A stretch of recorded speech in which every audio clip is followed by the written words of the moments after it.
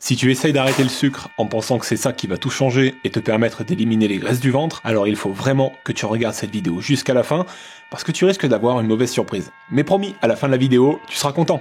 C'est juré. Et on va commencer avec un petit test rapide. Est-ce qu'il y a plus de sucre dans ces 4 morceaux de sucre blanc ou dans une simple pomme? Elle est facile, hein, mais je te laisse cogiter dessus pendant quelques secondes. Et non, c'est pas la pomme qui en contient le moins, c'est bien les 4 morceaux de sucre. Et alors c'est quoi ce bordel avec les sucres et leur lien avec la perte de masse grasse? Moi je mange que des bons glucides et je perds pas mon ventre. C'est quoi ce beans?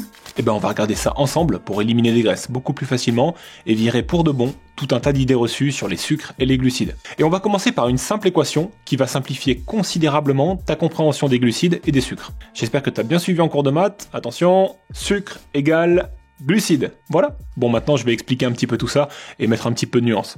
Quand même. Les glucides, c'est la grande famille de macronutriments qui englobe les sucres, l'amidon et les fibres. Parmi les sucres, on va retrouver le glucose, le lactose et aussi le fructose, pour ne citer que. Et ce fructose, par exemple, eh bien tu le retrouves dans ta pomme du début de la vidéo, et c'est ce qui fait sa teneur en sucre, et contribue forcément à sa teneur globale en glucides. Mais comme cette pomme, elle contient aussi des fibres et un petit peu d'amidon, eh bien la teneur en glucides, elle est supérieure à la simple teneur en sucre. C'est pour ça que tu vois souvent sur les étiquettes, glucides, dont sucre. Dans l'exemple du départ, la pomme que j'ai utilisée, elle contient environ 18 grammes de sucre.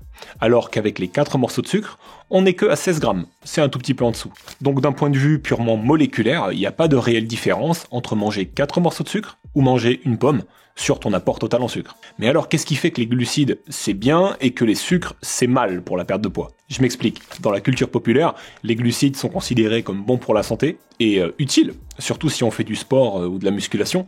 Mais par contre, les sucres c'est une toute autre histoire. C'est plutôt vu comme quelque chose à bannir et qui fait grimper la production d'insuline. Pourtant, on vient de voir que c'était tout simplement impossible de ne pas manger de sucre, à moins de supprimer tous les fruits, les féculents et tout ce qui en contient finalement sous forme naturelle. En réalité, le vrai problème avec les sucres, c'est comment ils sont packagés. Dans la pomme, on a des sucres, mais on a aussi des fibres qui vont servir à nourrir les bactéries intestinales, mais elles vont aussi aider à ralentir le processus de digestion.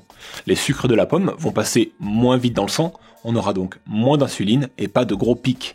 Et question santé, théoriquement, ça va beaucoup mieux se passer. À l'inverse, si on mange les 4 morceaux de sucre d'un seul coup, ce sera digéré en 10 secondes et ça va passer tout de suite dans le sang.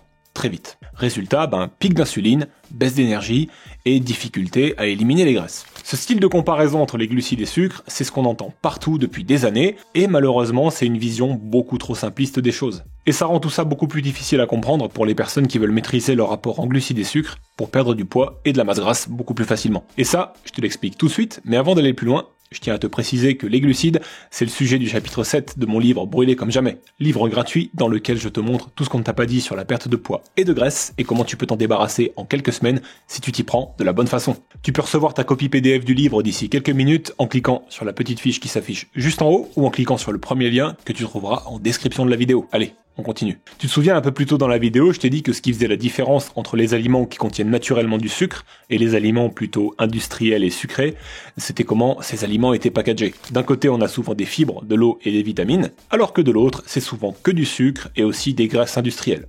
Le packaging est différent. Mais cette notion de packaging, elle ne s'applique pas qu'à l'aliment lui-même. Elle s'applique aussi au packaging de tes repas. Alors pour comprendre ça, je te propose une deuxième expérience. D'un côté, on a un beignet au sucre que tu prends en dessert après une assiette saine, avec par exemple des légumes, des protéines et une bonne source de glucides. C'est une assiette dans laquelle on va avoir 30 grammes de glucides sur l'assiette et 30 grammes de glucides dans le beignet également. Donc au total, 60 grammes de glucides pour ce repas complet. Maintenant, on va comparer ce repas avec un autre qui contient lui aussi à peu près 60 grammes de glucides, mais au lieu d'avoir un beignet au sucre en dessert, on prendra une grosse banane de 150 grammes. Alors question, lequel de ces deux repas est le plus néfaste sur l'insuline et du coup sur la perte de poids?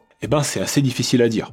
Si on regarde la charge glycémique de ces deux repas, c'est-à-dire la quantité de glucides totale et l'index glycémique des aliments qui la composent, on trouve des valeurs qui sont quasiment similaires. D'un côté, on a un score de 52,7 pour la première assiette et un score de 55,7 pour la deuxième. Autrement dit, c'est plus ou moins la même chose. Donc si la charge glycémique de ces deux repas est similaire, la production d'insuline sera similaire elle aussi, et l'effet positif ou négatif sur la perte de poids sera quasiment le même. Et tout ça, ça vient en grande partie du processus de digestion et de comment les glucides et sucres sont en quelque sorte noyés dans tous les autres aliments que tu vas manger. Une métaphore que j'aime bien faire, c'est de dire que les sucres, c'est comme une Ferrari. Ça n'a qu'une seule envie, aller très vite. Mais si cette Ferrari, elle est prise dans un embouteillage avec des fibres, des graisses, des protéines et de l'eau, elle n'a pas le choix, elle va devoir ralentir comme les autres. La raison pour laquelle je voulais vraiment clarifier ça avec toi et te ramener à l'équation de départ qui était sucre égale glucides, c'est parce que je vois trop de gens s'embrouiller avec tout ça. Des gens qui, peut-être comme toi aujourd'hui, se demandent pourquoi ils n'arrivent pas à maigrir, alors qu'ils se gavent de fruits et de féculents, pensant bien faire en évitant le sucre. Alors qu'il peut y en avoir plein dans tous les aliments naturels si on en mange beaucoup. Alors je te propose de faire ce qui marche le mieux, c'est-à-dire revenir aux bases.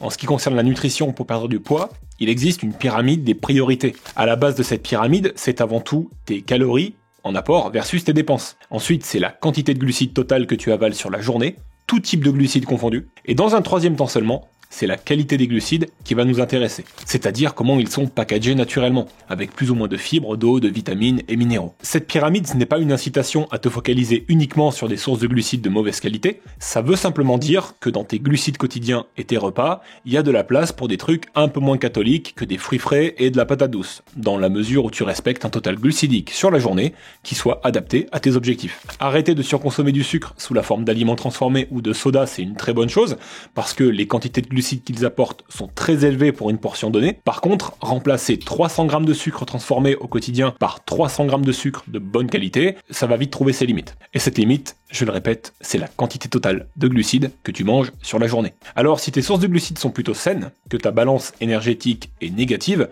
mais que tu ne maigris pas aussi bien que tu le souhaiterais, c'est ta quantité de glucides quotidien qu'il va falloir revoir à la baisse, ou tu peux aussi augmenter ton activité physique. Bouger plus, ça autorise un peu plus de glucides au quotidien. Tout confondu. Les sucres, les fibres, etc. N'oublie pas de télécharger ta copie gratuite de mon bouquin en cliquant sur la petite vignette qui s'affiche juste là. Lien également dans la description, c'est le tout premier.